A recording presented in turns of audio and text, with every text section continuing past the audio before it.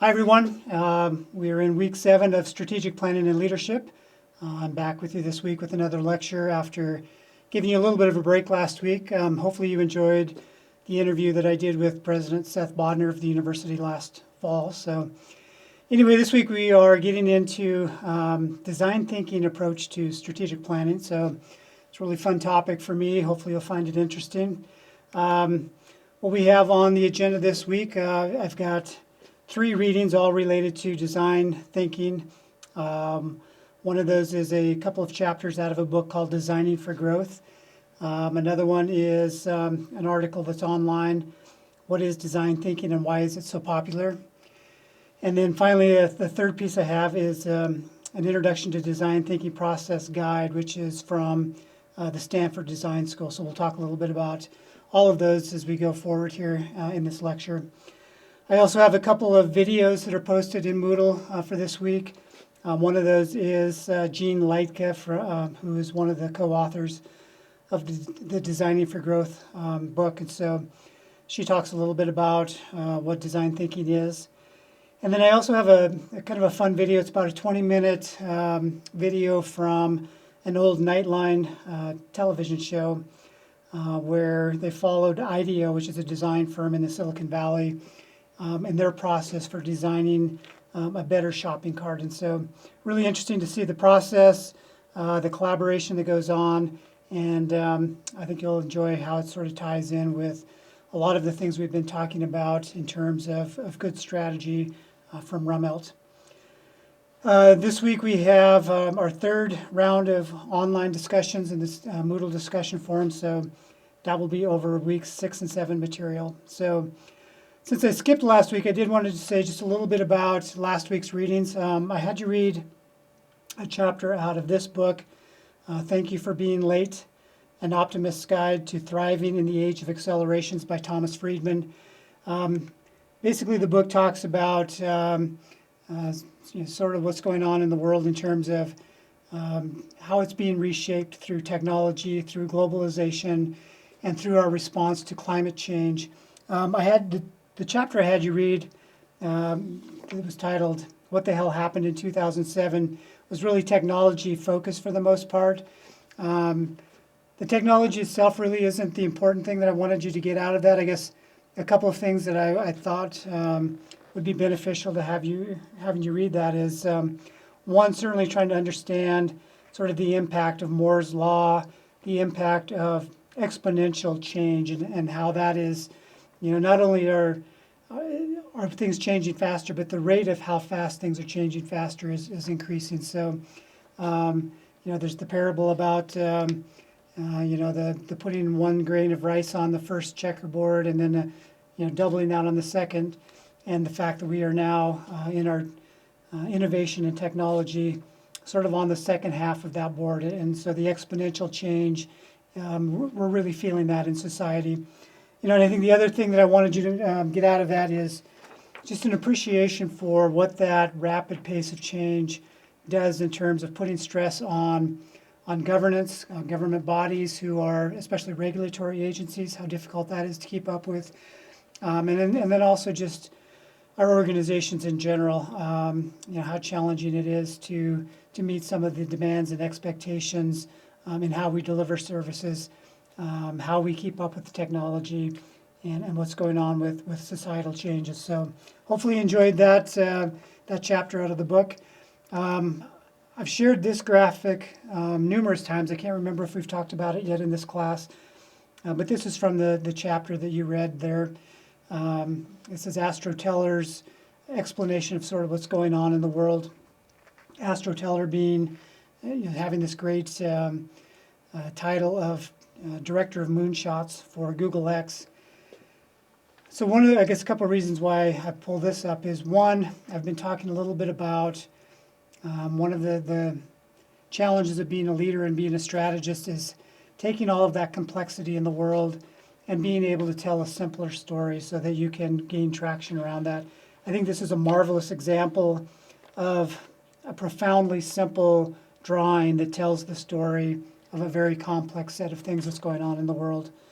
I also wanted to share this. in part just because it does show the challenge we're up against. Teller talks about how human adaptability, we have gotten to the point where, humans and organizations are typically able now to adapt in about 10 to 15 year time frame. And yet the technology change, from original release of new technologies to sort of them being ubiquitous is now happening in the range of 5 to 7 years. And so we certainly are not able to keep up with that. I think the strategy that's depicted in this graphic is that really the only way we can deal with this is we're not going to slow down innovation. We're not going to slow down technology, globalization, and those sorts of things, even though that is a strategy that I think a lot of people are trying or hoping for. But really the only strategy we have available to us is to learn faster, both individually as people who are operating in this environment, but also as leaders of organizations. How can we make our organizations learn faster? So that's really a big part of why I wanted to introduce to you this concept of adaptive strategy and design thinking as a means for helping our organizations not only develop good strategy, but to learn faster and to sort of change the trajectory of that adaptability curve on this picture. So that's where we're headed with this week's readings talking about design thinking. I really got interested in sort of the concept of design and innovation roughly 20 years ago. I read this book from one of the founders of IDEO, which is a design firm in the Silicon Valley. So this art of innovation actually spurred the video that I shared online, the Nightline sort of documentary of how this group went about taking a challenge in 5 days of redesigning a tool that we use every day in our lives, or not every day, but every time we go to the grocery store. So how would this group approach a project? There's a companion book to this one that came out shortly afterwards. It's called The 10 Faces of Innovation. I really like this one as well because it talks about not just the process of innovation, but sort of the culture, how you develop a culture within your organizations of being more innovative, and all of the various roles that have to be filled within sort of an innovative culture. And so, it talks about obviously 10 different roles. That doesn't necessarily mean you need 10 different people to fill those roles, but you do need probably more than one individual or two individuals in order to sort of have all of these diverse skill sets and knowledge that's really important to having a design-focused organization. So I like this quote from the video, the Nightline video: "Enlightened trial and error succeeds over the planning of a lone genius." And that's really what this video is about. It talks a lot about culture of innovation, but also the process, the trial and error process, starting out by really understanding what's going on, what the problem is, that diagnosis that Rommel talks about, and then getting to solutions, not by, like this says, one person sort of defining the one right way to go, but by trying a lot of different things and learning as you go along. So some fundamental design principles that you'll read about this week. One of those is don't let your imagined constraints limit the possibilities. So you'll read in the Designing for Growth book this idea that you really focus on possibilities first. That when you focus on constraints, obviously those constraints are going to be there. You're going to have to deal with them at some point. But in the process, try to put those off until later so you are having an opportunity to maybe develop some new perspectives and new insights that you hadn't had before, and you might not get to if you were really concerned about the fact that, well, we can't do that because we don't have the resources, we don't have the time. Second one, aim to connect deeply with those you serve, and so that's a critical component to design thinking. I think it's a critical component to strategy, is really understanding the folks who are using the services from our organizations and what their needs are, what their pain points are, what their challenges are, and figuring out a way to solve those problems for them.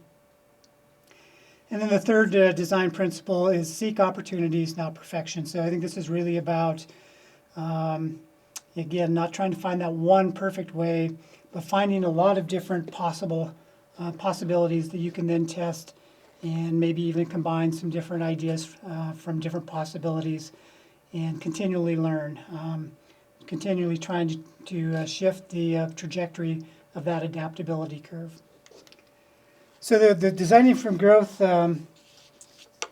chapters share these four design thinking, the definition, these four things go into design thinking. So it is human-centered, so we talked about that. It's very much focused on connecting with the people that you serve, understanding their needs, their desires, their problems, and providing solutions to make their lives better. It's possibility-driven, so we just talked about that a little bit. Worrying about the constraints later on, but thinking really initially about what's possible, what could we possibly do, what if we did this. It's options focused, as I mentioned, so generating a lot of possibilities and then testing those possibilities, and it is iterative. So instead of sitting in a room and using sort of historical data to analyze whether or not this is going to work, you're constantly out there experimenting, learning, and doing, strategy by doing. So one of the things that Liedtke talks about in this book is the fact that design teaches us to let go and allow more chaos into our lives. And that's a really hard thing for some people. These photos actually are just from about 2 weeks ago. And I actually took these photos at an event that I was facilitating. These are from a new initiative that the University of Montana is doing called Communities of Excellence. And so the idea of these is that they are interdisciplinary communities that are looking at ways to cross organizational boundaries and do research, do innovative teaching, interdisciplinary teaching, engage the community in innovative ways. And so this particular one is from a community called Justice, Policy, and Public Administration. And so those are it brings together people from a lot of different disciplines, law, public administration, all of the humanities. There were people there from forestry, from other professional schools. So one of the things that was really interesting, so this exercise that you see is a fairly basic process of where I had people identifying individually what some of their ideas were, and then putting those ideas on sticky notes, sticking them up on a wall, and then collectively sort of organizing all of those ideas and seeing the patterns and seeing how those things came together. What are the themes that are emerging from our collective thinking? One of the things that happened is on this bottom photo, you can see everyone is sort of standing around reading these various Post-it notes. One of the deans who is chairing this community, I could tell he was agitated and felt sort of uncomfortable by this process. So he sort of stopped everything and he announced, why don't we everybody start over here on the left side and read all of these from left to right. And I was a little bit frustrated that he had kind of walked over the process a little bit. But I actually sort of smiled and thought, okay, this is a good reminder to me that there are people who are uncomfortable with sort of this messiness and this chaos and this feeling that, maybe, we're not going to come to a conclusion out of this process. And that's part of what I'm trying to get across, I think, with teaching some of these processes, is that you sort of have to trust that they do work, that you eventually do get to some new ideas, some consensus around what the group is thinking, and it's sort of magical. Liedtke and in that 2 chapters that I have for you talk about, a lot of people see this creative process, this design process as almost something magic that you can't understand, and she tries to unravel that a little bit and show us how that actually works. So, anyway, it's a good reminder for me that part of doing strategic planning and doing this sort of facilitation is that it's really important to, help people understand up front that yes, it is going to be a little bit uncomfortable, but trust the process, and we will get to where we're trying to get to. So I introduced you to a couple of different ways to go about design thinking. This particular one is one you'll see a lot. This is from, like I said, the Stanford Design School. This second one that's overlaid underneath it is the process that is in the Designing for Growth book. They are basically one and the same. They just use sort of different terminology, but they have really the same kind of flow to them and the same sort of basic components of structure. So where the Stanford model has empathize and define, Liedtke has what is. So it's really, it's pointing out how critical it is to start with really that basic understanding of what the current situation is before you jump into what the possibilities are. So there's some reasons that's important to spend a lot of time on that part of the process. One is that you're hoping to sort of broaden and change the definition of the problem. You're hoping to define things in a way that maybe are counterintuitive or that people have not simply thought about previously. You are in this deep dive process. You're also trying to maybe uncover unarticulated needs and desires and problems that the users are having. And then the third thing is that through this extensive process, you're generating a lot of raw material that then can go into the ideate phase or the what if phase as you start to think about possibilities and you start to put together some new innovative thinking about how to solve problems. So in the Stanford model, this ideate and prototype really sort of maps to what if and what wows. So you're starting to focus on, again, possibilities, not constraints. When we get to the what wows in the Liedtke model, that's where you're starting to develop some hypotheses about what might work, and you're starting to figure out ways to evaluate those. So prototyping is finding ways to build some concrete, tangible examples that users can interact with and give you feedback so that you can learn from those. And then the final step of this is what works. Testing. What the best ideas were. What you're looking for here is trying to match what it is your organization has the resources and the capabilities to do with what the users need. Where's that best match where you can have some strategic benefit?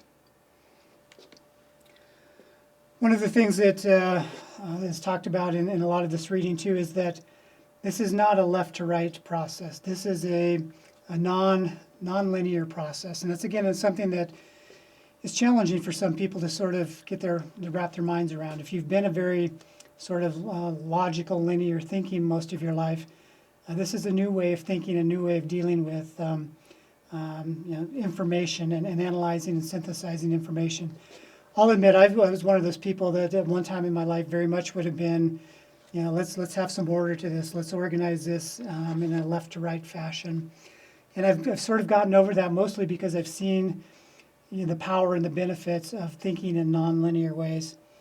But what this model shows, or this depicts in this picture, is sort of this idea that I think it is important, obviously, to start with that what is the empathizing and define stage. But as you go through and you continue to learn things, you might learn new things about your users that you then go back and rethink how that maybe defines the problem.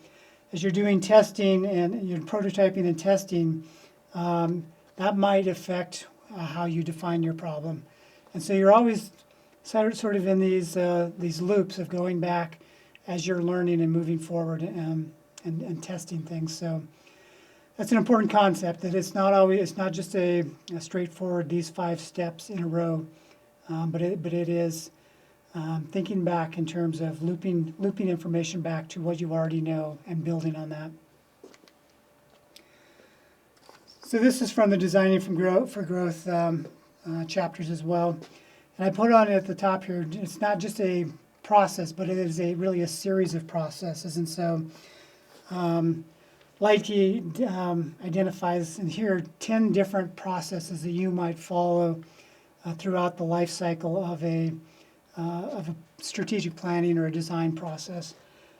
And so the other thing I kind of liked about this too is I talked a couple of weeks ago about the creative process and how you have this series of divergent and emergent and convergent thinking. And so that really kind of shows up in this diagram where you are having opening, exploration, and closing using these various processes, whether that's journey mapping or mind mapping.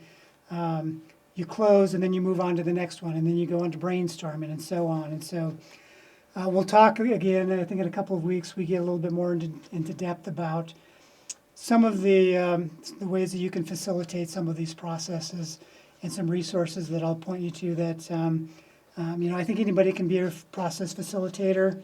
It takes practice, it takes sort of just a mindset and desire that you want to get good at it. But it's not anything that's not readily available to anybody to go out and sort of, see what the need is of a group and figure out a way to take that group through a process that meets those ends. So anyway, it's not just one process, it's a lot of different processes that all sort of tie together. One of the things I thought I would do just to sort of wrap up today is talk a little bit about my first experience in using design thinking and sort of how I got introduced to it just a few years ago. I was one of a group of 12 people that was invited by then University President Roy Sengstrom to serve on a new strategic planning coordinating council. And basically our role was to engage stakeholders in a strategic planning process. And the parameters, we didn't really have many constraints, which was great. We didn't really know when we started how we were going about doing this, but we did sort of have some core values that we wanted to engage a lot of people in the process. So we started asking a lot of questions. We started doing really that what is stage without knowing that that's what we were doing, but just trying to talk to as many people as we could. At some point, 2 or 3 months into our process, we invited a couple of colleagues from the provost's office who had been to a conference on implementing design thinking in higher education. And so we were interested in sort of what they learned and having them share with us some possible processes that we could consider.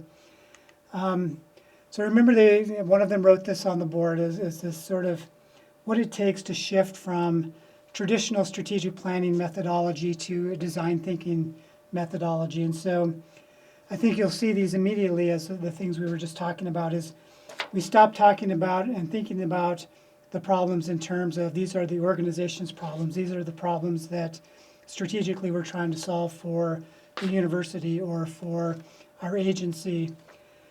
And instead, we really shift our focus to, again, the end user's problems, the people that we are serving. What is it that they need from us? And how can we put ourselves in their shoes to really understand what it is that they experience when they are working with our organization? We get away from making decisions sort of in isolation in a conference room, and we really get out and interact with people in the field. That book, The 10 Faces of Innovation that I mentioned, talks a lot about that you need to have the anthropologist in your group that's out there really sort of studying how people go about their daily lives and how they interact with our services and our products and how they use them, what their pain points are. Getting away from the one and done, the idea that you create a strategic plan and it is a 5-year plan or a 10-year plan. At the time, this project that we were working on was replacing what would have been a 9-year strategic plan. It was created in 2011, and it was envisioned to last until 2020, which we aren't even to that point yet. So obviously this is in 2016 that we launched this process. And in those 5 years, it became incredibly clear that the plan that we had was not working. It was obsolete, and it needed to be rethought. So the alternative then is as we talked about, you are moving from having a single strategic plan that is written in stone, and you follow that to a consistent and constant iteration and improvement and learning process. And then finally, the final mindset shift was getting away from, again, creating this strategy in isolation, and then going out and working to try to tell people how great it is, tell people why it is they need to be paying attention to these goals, what the actions are, what sort of metrics we're going to use to measure whether the people in the organization are doing what they need to do. And really you're involving your stakeholders, your internal stakeholders, your employees, your external stakeholders, all of them in the process throughout this co-creation concept. And so this was something that we started working with. We very much did follow the sort of the designing for growth minds process of starting with what is. The photo on the bottom here is towards the end of our about 6 months in, when we had gathered a lot of information and a lot of insights from roughly 4,000 interactions. This photo on the top I thought was really interesting, because this is what I did, and what we did was we had just kind of summaries of all of the various surveys and listening sessions and other engagements that we had done, scattered all the way around this room that we had. This piece at the top was a graph from a survey of employers across the state of Montana. And what was really interesting was, we had identified that one of the challenges was that this perception that the University of Montana was not relevant because the liberal arts are not relevant. That really what people need is they needed STEM programs, they needed science, math, engineering. That's why people were going to MSU instead of UM. Well, what was really interesting was looking at what skill sets and what sort of attributes employers were looking for. And all of the things that were at the top as the most critical to them were those things that really you get from a quality liberal arts education. Critical thinking skills, communication skills, the ability to collaborate, the ability to problem solve.